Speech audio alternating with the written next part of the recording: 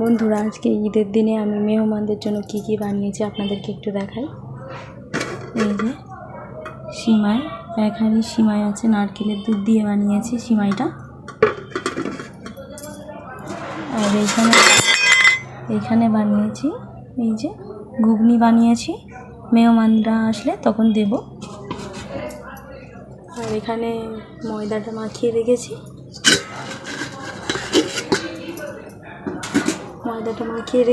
এগুলো আগে থেকে বানাইনি, তার কারণ ঠান্ডা হয়ে যাবে। তো কোনো মেহমান আসলে সঙ্গে সঙ্গে বানিয়ে গরম গরম তাদেরকে সার্ভ করব। আর মাংসটা এখন রান্না করা হয়নি, একটু পরে রান্না করব। মাংসটা রান্না হয়ে গেলে পরে আপনাদেরকে দেখাবো। আর আমি আজকে দুপুরের জন্য সাদা ভাত, ছোলার ডাল আর আলু ভাজা করেছি। তো এই আজকে আমার ঈদের দিনের মেনু। কেমন লাগলো সবাই জানাবেন। আমার ভিডিও ভালো লাগলে আপনারা লাইক, কমেন্ট, শেয়ার করবেন আর সাবস্ক্রাইব করে আমার পাশে থাকবেন।